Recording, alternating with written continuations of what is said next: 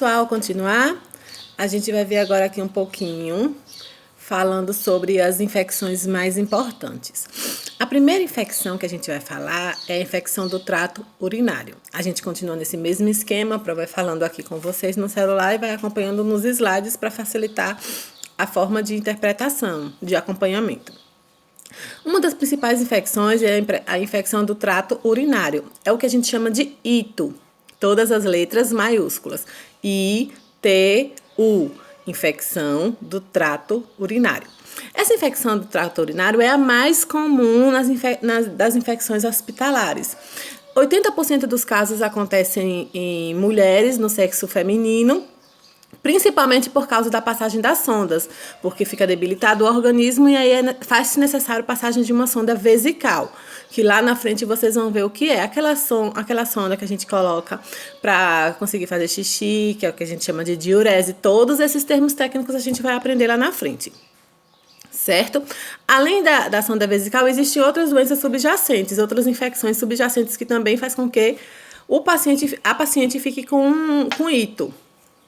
Bora passar para outra? O outro tipo de infecção também muito conhecido é a infecção do sítio cirúrgico. ISC, infecção do sítio cirúrgico. Ela está relacionada com o tempo de internação, ou seja, quanto maior tempo a pessoa fica internada, maior risco de pegar uma infecção no sítio cirúrgico. Relacionado com o quê? O sítio cirúrgico é o sítio da cirurgia, o local onde foi feita a cirurgia. O tipo de, se você coloca algum corpo estranho ali, porque o nosso organismo está adaptado a uma forma, no meio da cirurgia a gente coloca objetos estranhos ali, né? Que é o que a gente chama de objetos cirúrgicos, que eles devem ser esterilizados para ter o menor risco de infecção e por aí vai. Bom, um outro tipo de infecção também é a infecção do trato respiratório. A infecção do trato respiratório está relacionada mais especificamente com a do trato urinário, não está relacionado que as mulheres têm mais do que os homens. A infecção do trato respiratório está relacionada com a idade. Quanto maior a idade, mais condições de infecções do trato respiratório. E também está relacionado com a doença de base da pessoa. Não é isso? Por broncoaspiração, tudo isso que a gente vai ver lá na frente. E infecção da corrente sanguínea. Isso está relacionado com o quê? Geralmente o tipo de... Quando você vai fazer um curativo e aí você não tem uma técnica correta, não usa um material correto que pode infeccionar ali e isso atravessa a corrente sanguínea. Além do que os instrumentos que são contaminados na hora de realizar uma técnica, no tipo de curativo, no catéter que você é utilizado, o tempo que você fica com esse curativo, o local onde é feito, tem locais mais sensíveis do que outros, certo? E aqui a gente fala de várias bactérias que são muito presentes em ambientes hospitalares, que causam infecções hospitalares. Uma das mais conhecidas é Staphylococcus aureus.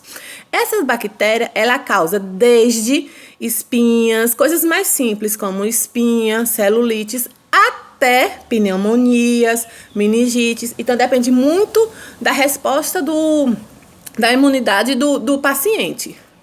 E ela é responsável por cerca de 30% dos casos de infecção hospitalar. Quem é responsável por cerca de 30% dos casos de infecção hospitalar? A bactéria Staphylococcus aureus, que causa desde espinhas até pneumonia.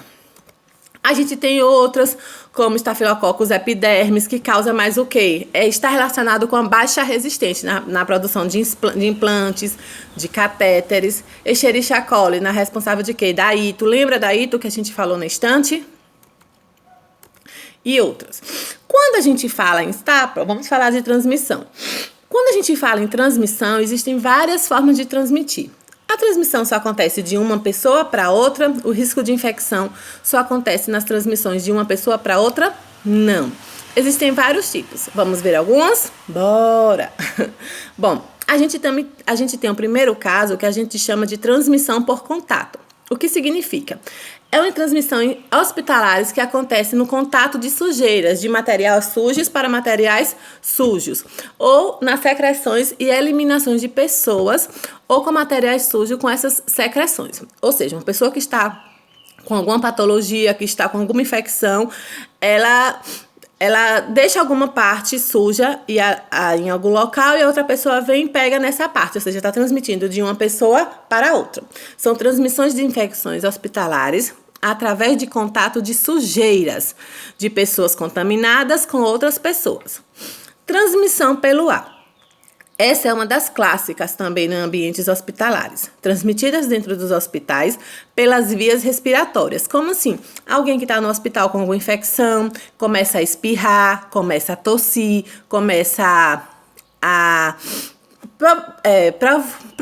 provocar isso, tantos espirros quanto os tosses. Essa é uma das transmissões por infecções muito comuns. Um exemplo clássico que a gente tem é a gripe, não é isso? Bom,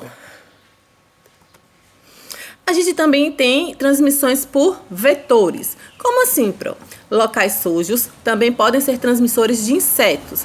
Um local, por exemplo, uma área que não é limpa de forma correta, e aí o roedor, ele vai lá naquela área que está suja, se abstém daquele material sujo e vai para outros locais contaminando. Então a gente fala isso que é transmissão por vetor, que no caso o roedor é o vetor dessa transmissão. Ele vai no local que está sujo, se abstém daquele material e percorre outros locais, levando, disseminando essa infecção.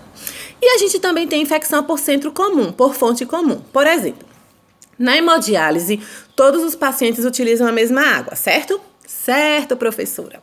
Então, se essa água contaminar, a água no objetivo comum que todo mundo usa, se essa água que estiver contaminada, todo mundo vai ficar contaminado. Diz o seguinte, desculpa. Quando diversos pacientes se submetem ao mesmo tipo de tratamento, como nos famosos casos das águas de e hemodiálise, então, a água está contaminada, muita gente usa, então todo mundo fica contaminado com aquela fonte comum, que no caso é a água contaminada da diálise, né? Bom, e a gente vai falar um pouquinho sobre o histórico de controle da infecção. Desde muito tempo, lá desde a época de Florence e antes, viu-se que quanto mais uma técnica higiênica, mais o cuidado com o paciente, a lavagem das mãos, outras coisas, a gente percebeu que tinha um cuidado maior nesses casos. Bom, a gente vai falar agora um pouquinho sobre a CCIH. O que é a CCIH? A CCIH, como a gente disse antes, é a Comissão de Controle de Infecção Hospitalar. São eles que respaldam, são eles que cuidam do ambiente hospitalar. É um órgão de assessoria à autoridade máxima da instituição e planejamento às normas de controle de infecção hospitalar. Então, eles que têm conhecimento se no hospital está tendo infecção, como estão sendo tratadas essas infecções, os riscos de infecções, as taxas de infecções, certo? Eles são responsáveis por uma série de medidas que incentivam a correta higienização. Bom, quais são as funções dele, então? Controlam o uso de antibiótico, controlam a limpeza da caixa d'água, elaboram treinamentos periódicos ao pessoal para que eles saibam fazer melhor, eles fazem análise microbiota da água e assim, entre outros. Aqui eu falei vários itens. Então, a base disso é a Comissão de Controle de Infecção Hospitalar que cuida, que trata, que previne, que busca alternativas para que aquele ambiente não fique tão contaminado. Bom, quando a gente fala em cadeia epidemiológica também é chamada de cadeia de transmissão.